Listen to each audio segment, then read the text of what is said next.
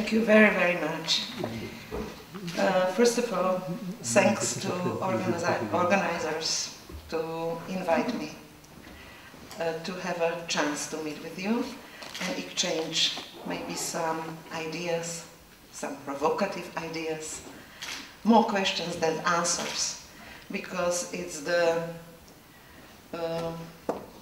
crucify of academic people to have doubts and to have more and more and new questions. But this ability is absolutely not used in the politics. So here is the person who was a combination of non-compatible spheres of life.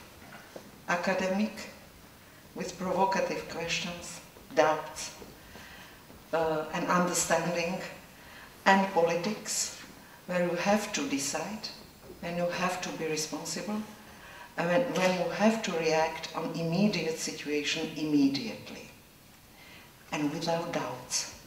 Otherwise nobody will believe you. So the first thing I would like to stress is that word is multicolored, but politics has only two colors, black and white, yes or no. The member of EU, yes or no. The member of Eurozone, yes or no. The mechanism, financial, or what you want, yes or no. And you have no other solutions in the politics. So the privilege to have doubts, to have discussion, is the privilege of academic sphere, and we politicians expected some kind of answers which is not expectation which you cannot fulfill at all, and don't do it.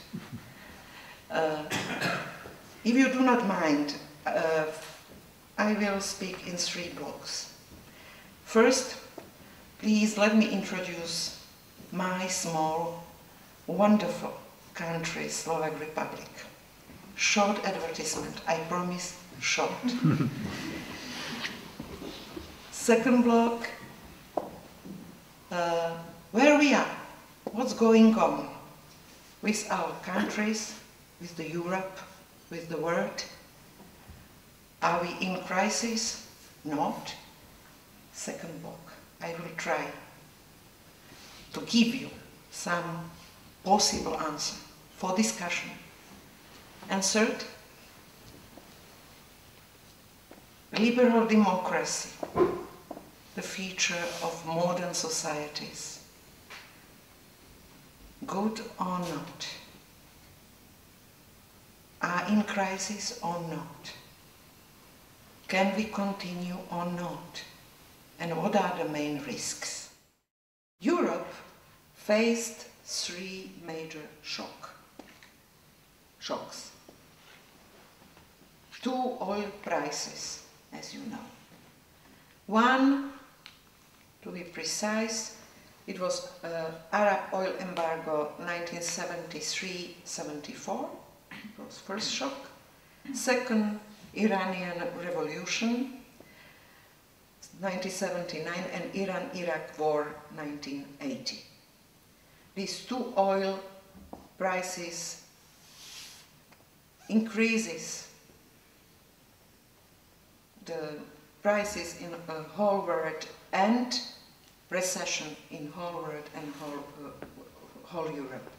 And then there was this third shock of debt and financial crisis since 2009. Altogether, there is still a question why 3 global shocks have the same effect in all countries in Europe, but different effects. If you have a look, it's not the truth that in all countries these global shocks have the impact of higher unemployment, higher deficits, higher depths, it's not truth. There are countries like Germany, Netherlands, Austria, Luxembourg, with no problems at all. So why it is possible? How it is possible? The same shocks, we are talking that crisis has an impact on the situation in the countries, but the effects are different in the countries.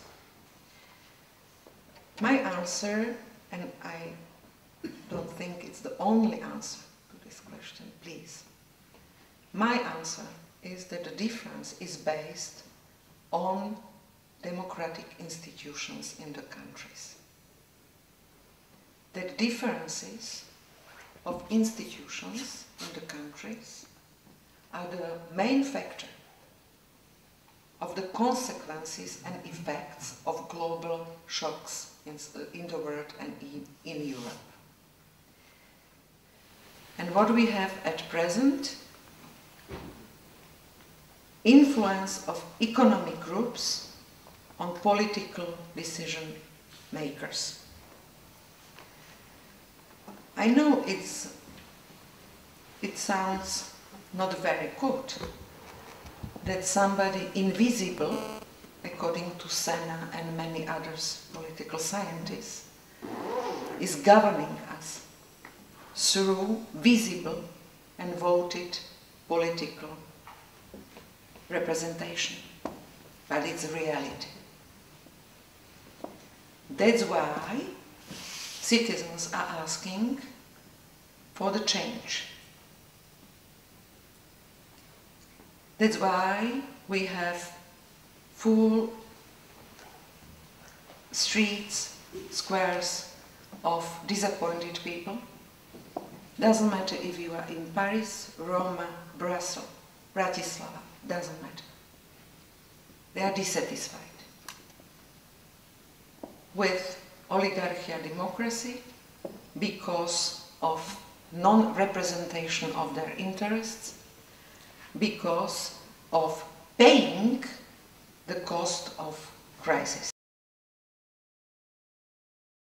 Facing college premium effect, facing superstar effect, it means compensation of the income in this 1% of social structure, and facing hollowing out effect, it means weaker and weaker middle class, and weaker and less and less stable middle class. I think that we are facing the major question: what kind of institution we have chance to create to recover the trust, not only of citizens, but also of politicians. Thank you for your attention.